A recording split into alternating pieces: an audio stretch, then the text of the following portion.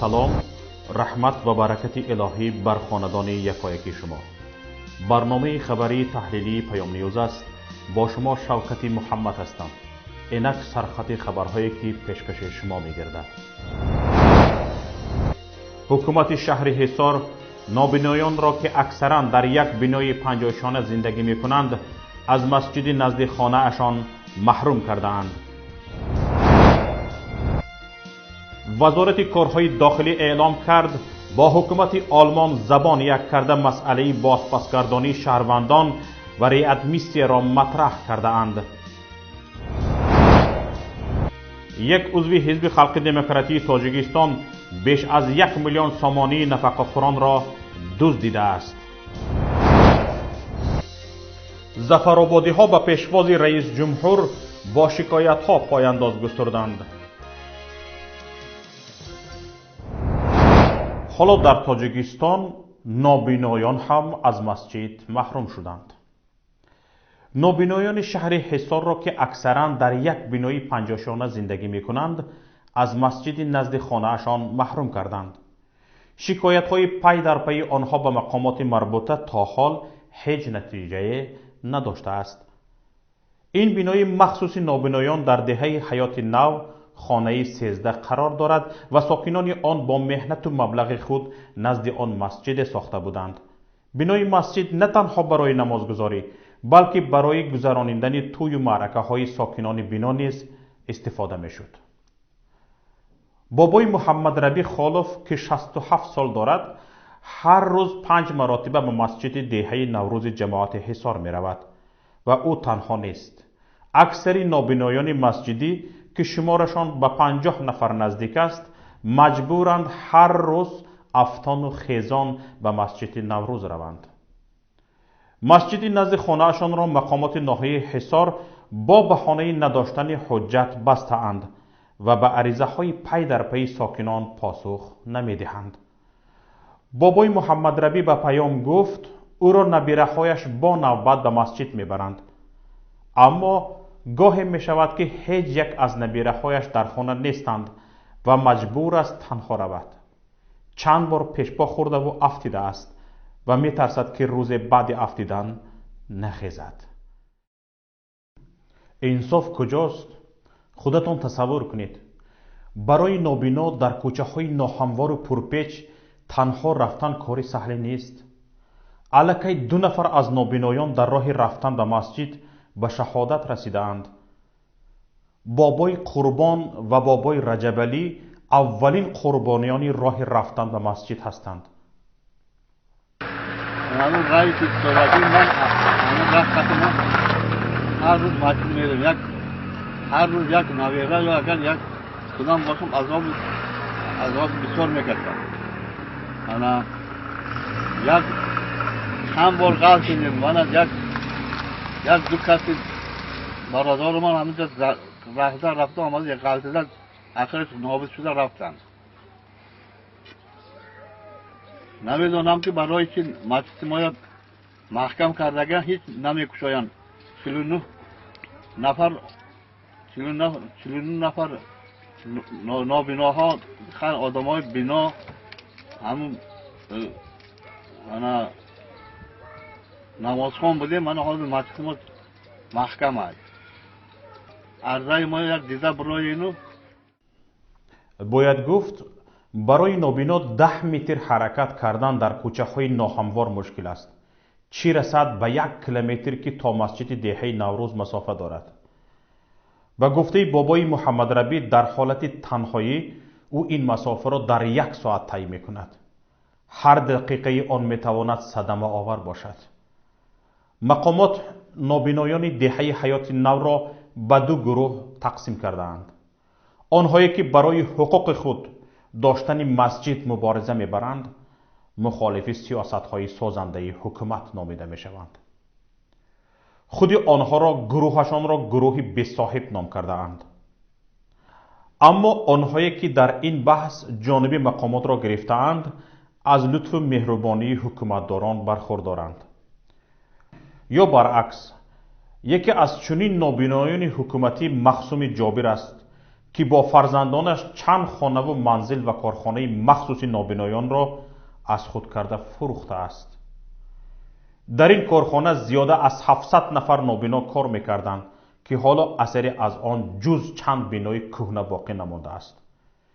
این کارخانه سیخ گلیم بافی هم داشت و به استحصال محصولات روزگار از قبیل سرپوش شیشه و بانکه ها، پاکت و خلطه ها و غیره مشغول بود. بعد از فعالیت ماندن و به تاراج رفتن کارخانه، نابینایانی که نانآور ندارند رو به گدایی آورده اند. وزارت کارهای داخلی تاجیکستان اطلاع داده است که با مقامات آلمان امضای توافقنامه درباره بازپسگردانی یا ریادمیسیه را بررسی کرده است. چنین توافقنامه و سازشنامه ها از اولویت های سیاست خارجی تاجیکستان محسوب می شود. در پی پیدا شدن کمترین امکان مقامات تاجیکستان کوشش می کنند با هر کشوری چنین سازشنامه را به امضا رسانند. می توان با پیگیری خبرهای رسمی از توافقنامه های تاجیکستان با کشورهای خارج به آن مطمئن شد. در اطلاعیه وزارت کارهای داخلی تاجیکستان چنین آمده است: روز 20 августи соли 2019 дар доираи ҳамкориҳо байни мақомоти корҳои дохилии ҷумҳурии тоҷикистон ва ҷумҳурии федеративии олмон ҳайати намояндагони олмон таҳти раҳбарии ҷаноби Волфганг Хаммер, сардори шуъбаи баргардонидани шахсон оид ба Аврупо ва Осиё, вазорати федералии корҳои дохилии олмон ва вазорати корҳои дохилии ҷумҳурии тоҷикистон ташриф оварданд. дар ҷараёни вохӯрӣ ҷонибҳо лоиҳаи тавофуқномаро байни вазорати федералии корҳои дохилӣ, сохтмон ва тараққиёти маҷмӯаи кишвари олмон ва вазорати корҳои дохилии ҷумҳурии тоҷикистон дар бораи бозпасгардонӣ баррасӣ намуданд. вобаста ба мавзӯи мазкур тарафҳо ба мувофиқа омада изҳор намуданд, ки баъди омӯзиши навбатӣ лоиҳаи тавофуқнома дар ҳарду кишвар бори дигар баррасӣ гардида, барои ба расмият даровардан ба сохторҳои лозима пешниҳод карда мешавад. дар олмон асосан гурезагони тоҷик ба сар мебаранд ва зоҳиран ҳадафи ҳукумати тоҷикистон ҳам баргардонидани шумори ҳарчи бештари онҳост. аммо додгоҳи аврупоӣ ба тоҷикистон истирдод кардан бо дархости ин кишварро манъ кардааст. шамсуддини саид, узви раёсати олии ҳизби наҳзати исломии тоҷикистон ва шӯрои паймони миллии тоҷикистон که سالهاست در آلمان به سر میبرد، در شرح این مسئله به پیام گفت حکومت تاجیکستان با وجود کوشش‌های همیشگیش نتوانسته بجز در کشورهای اتحاد دولت‌های مستقل به این کار موفق شود. در گمان است که آلمان تحت تأثیر پرونده‌های جعلی مقامات تاجیکستان قرار گیرد. البته حکومت تاجیکستان هر زمان از هر شرایط استفاده برده همیشه در یک چنین درخواست را برای بازگرداندن پناهندگان سیاسی تاجیک از هر کشوری که امکان داشت این درخواست را انجام میداد. ولی تا جای ما شاهد هستیم در هیچ کشوری بجز کشورهای پسو شوروی نتونست به درخواست خود موفق شود. جمهوری فدرالی آلمان نه از اون کشورهایی است که بتواند با یک دو کلمه یا با یک دو واهمه انداختن و زیرباری کسی، مخصوصا این کشورهای پساشوروی مثل تاجیکستان که سابقه خوب هم در اروپا ندارند برود و من مطمئن هستم که آلمان هیچگاه این کارا نخواهد کرد. چند قبل ما شاهد صحبت‌های سفیر جمهوری آلمان هم در تاجیکستان بودیم که او قطعاً بازپس دادن مهاجرین را رد کرد و گفت تا هر وقتی که اگر دلیل جدی بود پس ما روی اونها کار خواهیم کرد، ولی هیچگاه این مهاجران را باز نخواهیم داد.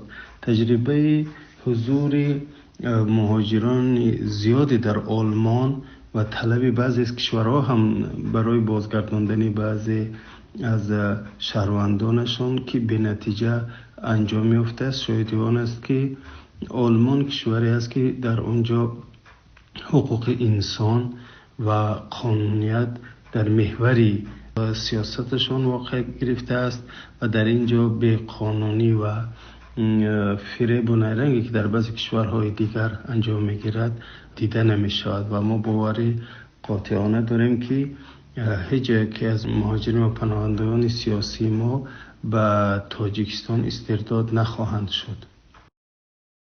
قبلا سفیر آلمان در تاجیکستان هم به رادیوی آزادی گفته بود چندین بار با حکومت تاجیکستان درباره مهاجران گفتگو داشته است و تاکید کرده است که هرگز به خاطر عقیده و اظهار نظر کسی را از آلمان استرداد نخواهند کرد و برای عضو حرکت و سازمان‌های تروریستی اعتراف کردن یک نفر اظهارات حکومت کافی نیست. ما عقیده های سیاسی مهاجران را به نظر نمیگیریم. هستند کسانی که میخواهند پناهنده سیاسی باشند، چون معلوم شد که تعقیب میشوند به آنها پناهندگی میدهیم. به یک گروه دیگر پناهندگی نمیدهیم، اما آنها را به وطن نمیگردانیم، چون که میترسند آنجا جان آنها در امان نخواهد بود.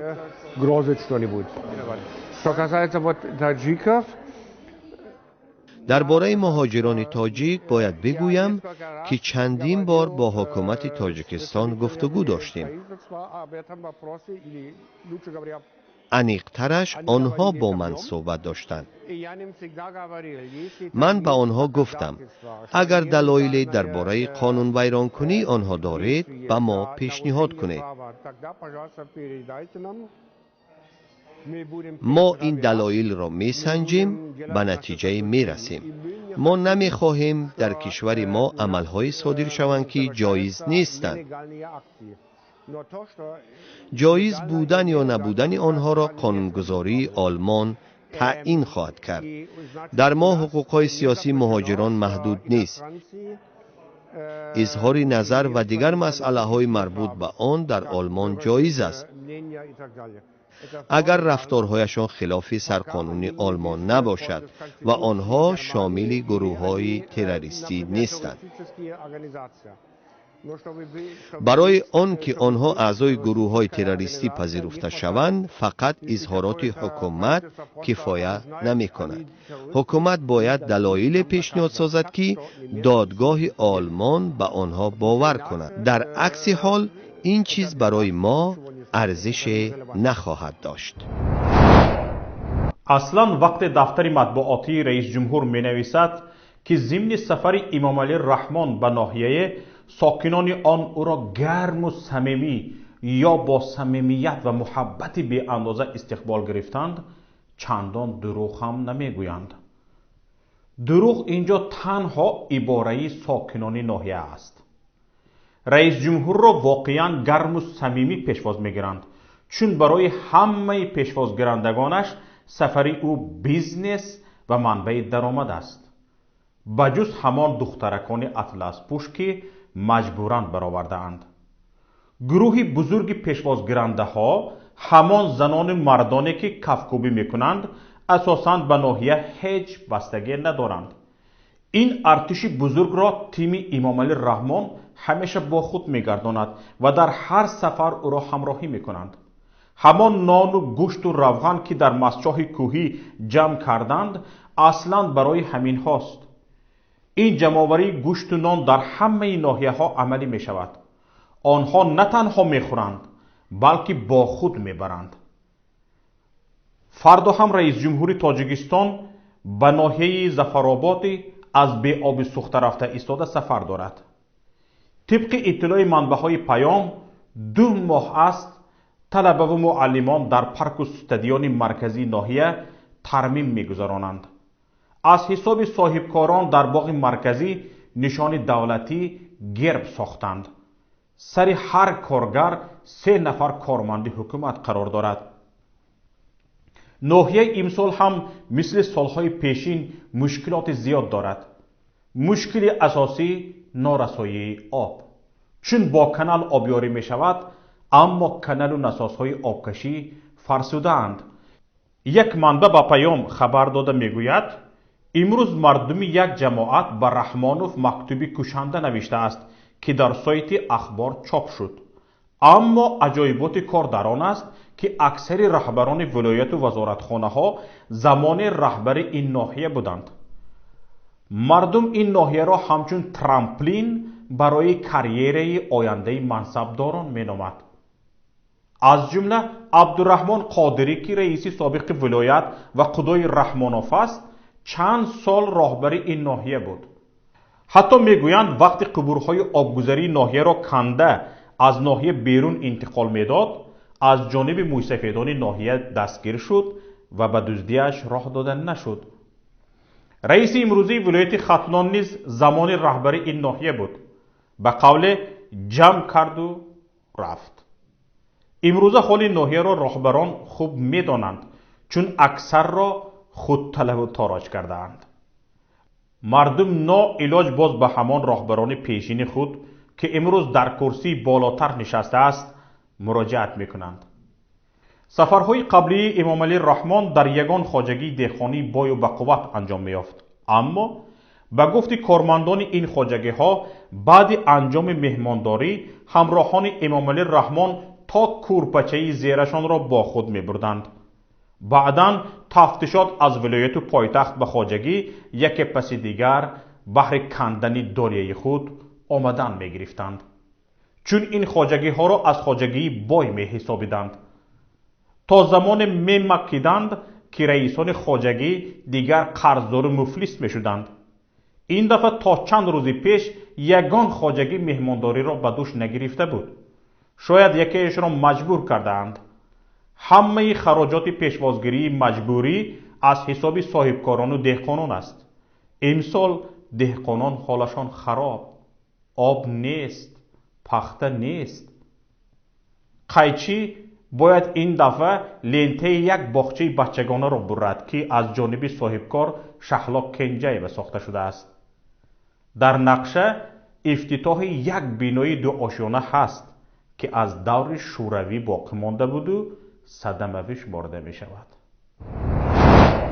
عضو حزب خلق دموکراتی تاجیکستان باقیه زرینه جمعخانونا در وظیفه معاون سردار ریاست سردار شعبه تعیینات نفقه ریاست اگنتی سقورته اجتماعی و نفقه نزد حکومت جمهوری تاجیکستان در ناحیه فردوسی شهر دوشنبه کار کرده.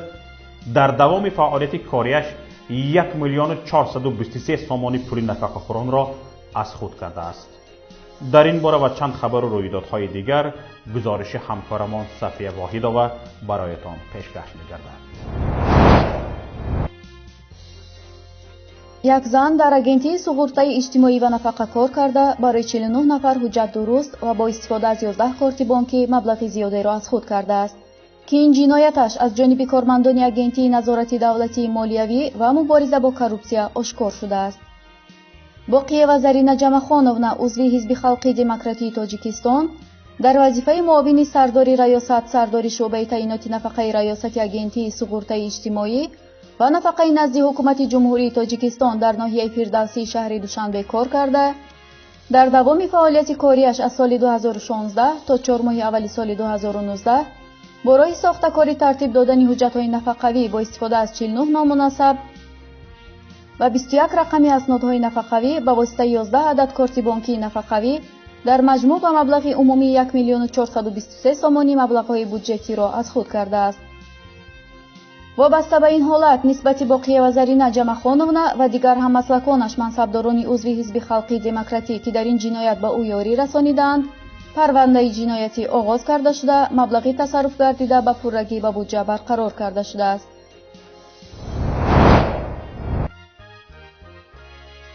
پورتال اینترنتی آزیا پلوس توسط دومین های نیوز تی جی و آزیا پلوس تی جی باز نمی شود.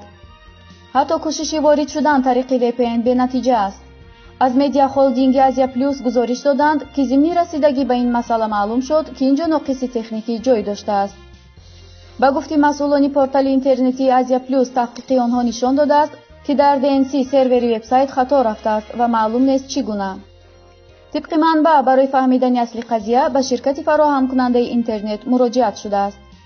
همچنین در یک نامه نهاد زیر اطاعت خدمات علاقه تاجیکستان که دومین های تیجی را نظارت میکند در جریان گذاشته شده است. مسئله ساختمان نیروگاه اتمی در ازبکستان در شهر تاشکند پایتخت این کشور بررسی می شود. میخائیل چوداکوف معاون مدیر کلی آژانسی بین‌المللی اتمی با همراهی یک هیئت از نمایندگان این سازمان وارد شهر تاشکند پایتخت ازبکستان شد. وزارت انرژی، فرهنگستانی علوم، کمیته دولتی امنیتی صنعتی و آژانسی اتمی ازبکستان با آژانسی بین‌المللی اتمی و هیئت همراهش مسئله ساختمان نیروگاه اتمی در ازبکستان را بررسی می‌کنند. شرکت روساتومی روسیه قرار است در ازبکستان نیروگاه هسته‌ای را شامل دو بلوک انرژی نسل 3+ با راکتور وورر 1200 بسازد. پیش از این جورابک میرزا محمد مدیر کلی آژانسی انرژی اتمی ازبکستان گفته بود ساخت نیروگاه هسته‌ای در این کشور از سال 2022 آغاز خواهد شد. شهروندان ترکمنستان که قصد خارج شدن به بیرون از کشور را با هدف تحصیل دارند به مشکل روبرو می‌شوند. در فرودگاه شهر اشقاباد مقامات مانعی به خارج رفتن شهروندان می‌شوند که قصد تحصیل را دارند. سال جاری نامگوی دانشگاه‌های نشر شد که دیپلمشان در ترکمنستان اعتراف می‌شود. اما دانشجویان به رسانه‌ها گفتند حالا حتی آنهایی را نمی‌گذارند به خارج روند که دانشگاه‌های شامل رویخط مقامات ترکمنستان را انتخاب کردند. یک ماه اخیر ده‌ها جوان دختر و جوان پسر را نگذاشتند به خارج روند. همین طور صدها دانشجویان ترکمن که در دانشگاه تاجیکستان تحصیل می‌کردند نتوانستند برای ادامه تحصیل امسال به تاجیکستان سفر کنند. با همین برنامه امروزه پیام نیوز به نهایت خود رسید. امیدواریم برنامه‌های رادیویی ما و مطلب‌های ما را پیگیری می‌کنید. هر کی آماده همکاری با ماست و یا شاهد حادثه و رویدادی می‌شود لطفاً به رقمی که در نوار می‌بینید زود تماس بگیرید. در حالتی به ما رسانیدن معلومات مهم مخفی نگاه داشتن حیثیت شما کفالت داده می‌شود. در حفظ الله بمانید. خیر تا روز دیگر.